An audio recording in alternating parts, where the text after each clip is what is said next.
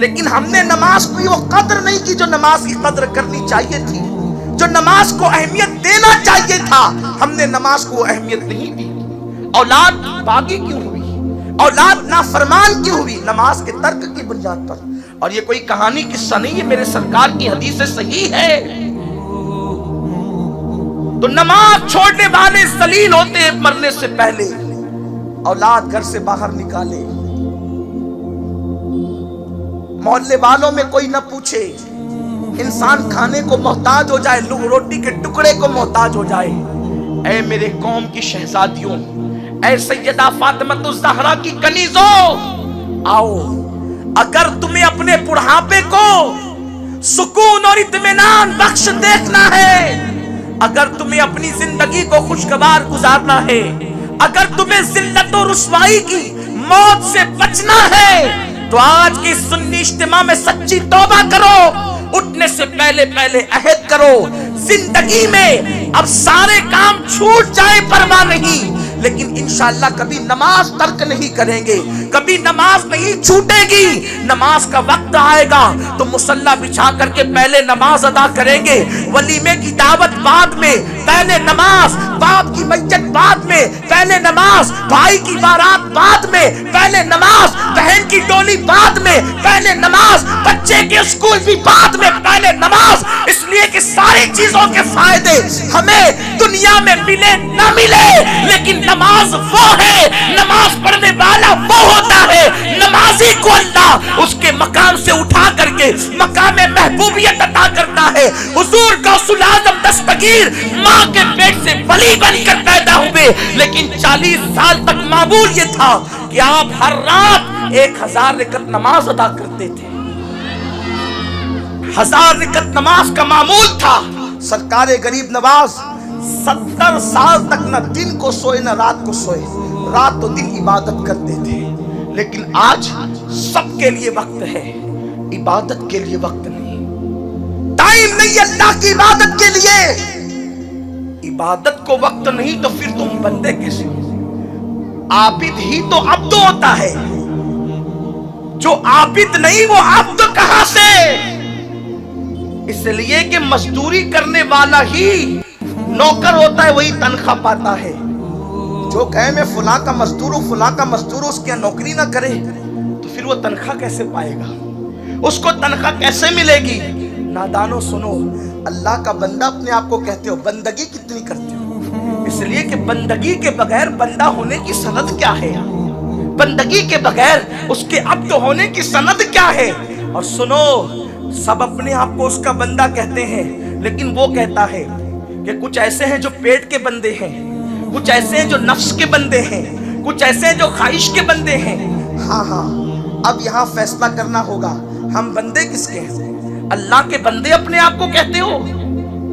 ابھی تک خدا کے بندے ہی نہ بنے، زیورات کے بندے بنے۔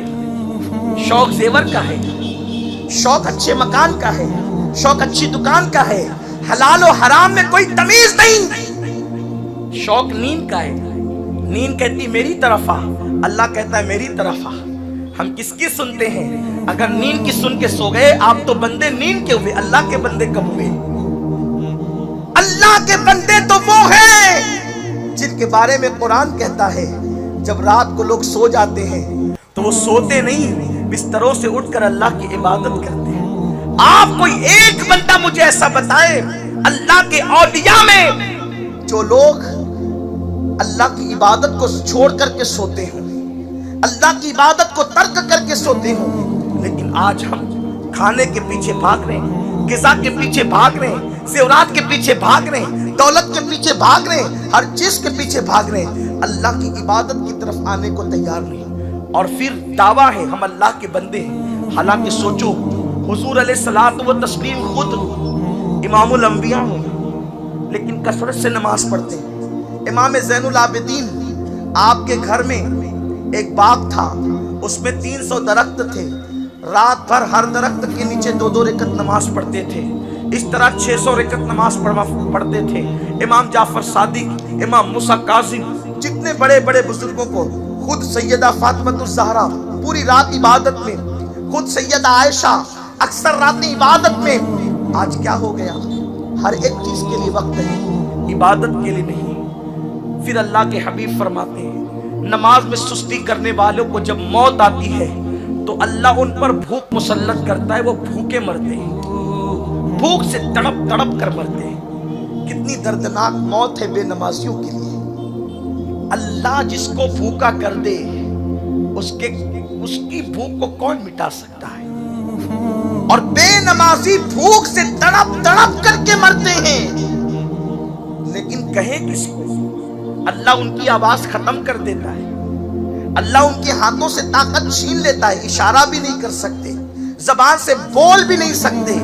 آقا کریم صلی اللہ علیہ وسلم فرماتے ہیں پھر اللہ ان پہ پیاس بھی مسلط کرتا ہے، اور بے نمازیوں پر اتنی پیاس مسلط کرتا ہے کہ اگر 7 سمندروں کا پانی بھی ان کے منہ میں نچوڑ دیا جائے تو بھی کوئی ان کی پیاس کو بجھا نہیں سکتا۔ ایسی بھوک اور پیاس کی بے بسی کی موت وہ مرتے ہیں۔ اس کے بعد اللہ کے حبیب مصطفیٰ کریم رؤوف الرحیم صلی اللہ علیہ وسلم ارشاد فرماتے ہیں جب بے نمازیوں کو ان کی قبر میں رکھا جاتا ہے تو اللہ کے پیارے حبیب فرماتے ہیں ان کی قبر میں اتنا اندھیرا اور تاریکی ہوتی ہے کہ ایک ہاتھ کو دوسرا ہاتھ سجھائی نہیں دیتا۔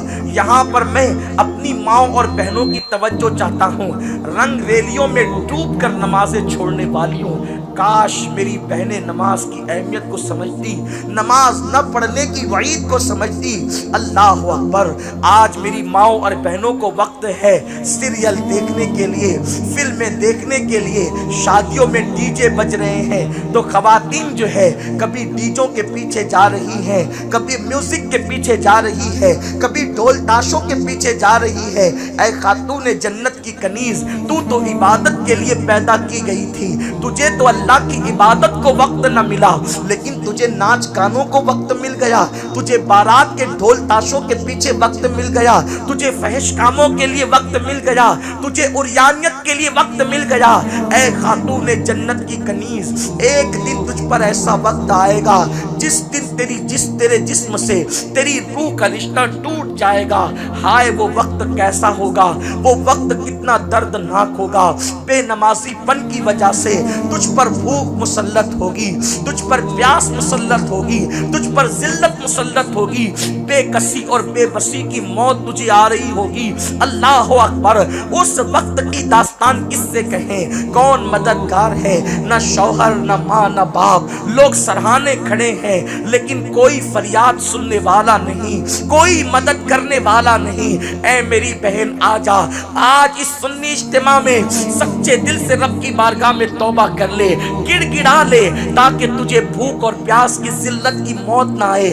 بھوک اور پیاس کی ذلت کی موت ہی بہت تھی، لیکن آقا فرماتے ہیں جب اس کو قبر میں رکھا جائے گا تو اتنا اندھیرا ہوگا، اتنی تاریکی ہوگی کہ ایک ہاتھ کو دوسرا ہاتھ سجھائی نہ دے گا۔ میری بہنوں ذرا غور تو کرو، قبر کا دن بھی رات سے بدتر ہے تو وہاں کی رات کتنی دردناک ہوگی، رات کتنی خوفناک ہوگی۔ اور یہ کون بیان کر رہا ہے؟ یہ میرے آقا بیان فرما رہے ہیں۔ اے خاتون جنت کی کنیزوں، اگر تمہیں اپنے آپ سے محبت ہے، اگر تمہیں اپنی نزاکت سے محبت ہے، اگر تمہیں اپنے نازک جسم سے محبت ہے، تھوڑی دیر کے لیے غور تو کرو۔ میرے سرکار جب بے نمازی کو ان کی قبر میں رکھا جائے گا، ایک طرف اندھیرا ہوگا، پھر فرماتے ہیں چاروں طرف سے اس کی قبر اس کو دبائے گی۔ اللہ اکبر، آقا کریم فرماتے ہیں جب قبر دبائے گی تو سرکار علیہ السلام نے اشارہ فرمایا اس کی دونوں پسلیاں آپس میں مل جائے گی۔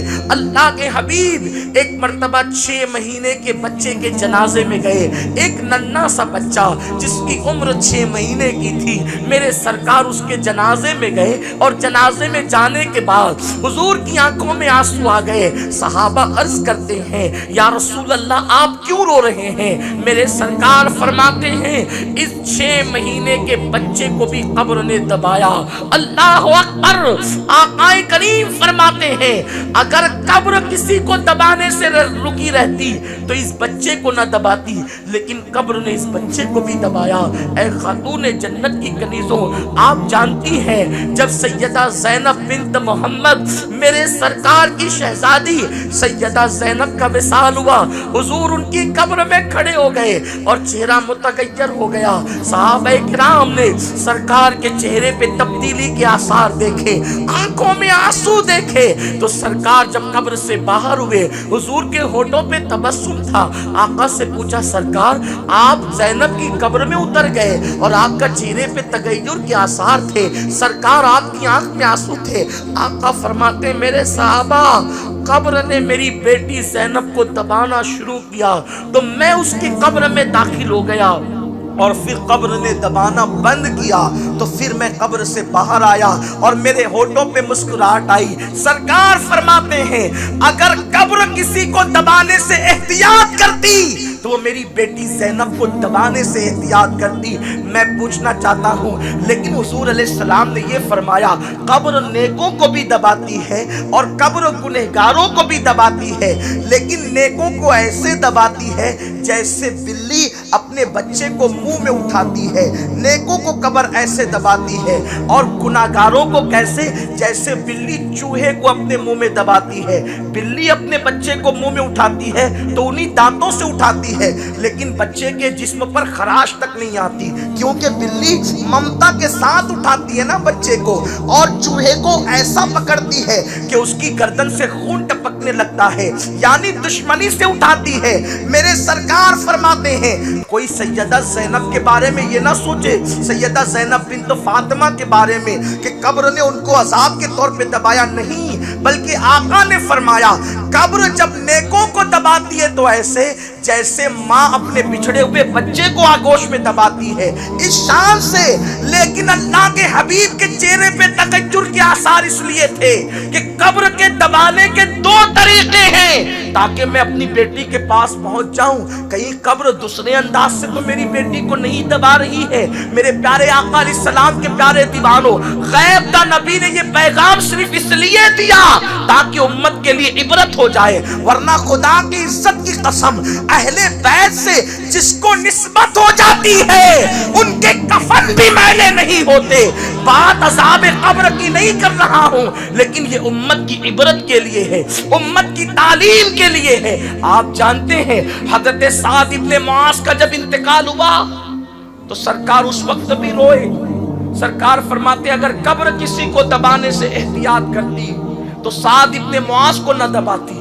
یہ اتنا نیک آدمی تھا کہ اس کے جنازے میں 70,000 فرشتے آئے، لیکن قبر نے اس کو اس لیے دبایا کہ جب یہ استنجا کرتے تھے تو پانی اتنا استعمال نہ کرتے تھے جتنا استعمال شرعی طور پہ کرنا چاہیے، یعنی طہارت لیتے ہوئے کچھ کمی کر دیتے تھے، قبر نے دبایا۔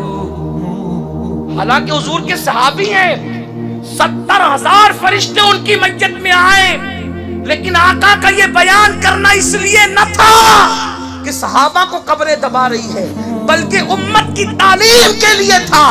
اے خاتون جنت کی کنیزوں، عبرت حاصل کرو۔ میرے بھائیوں کو بھی کہتا ہوں عبرت حاصل کرو۔ اللہ اکبر، وہ قبر کا دبانا اور کسی کا موجود نہ ہونا، آقا فرماتے ہیں بے نمازیوں کو جب قبر دبائے گی تو ان کی پسلیاں ایک دوسرے میں آپس میں مل جائے گی۔ اس طریقے سے ہائے 20 منٹ کا وقت نہ نکال کر کتنا بڑا نقصان کیا، 15 منٹ کا وقت نماز کے لیے نہ نکال کر کتنا بڑا نقصان کیا۔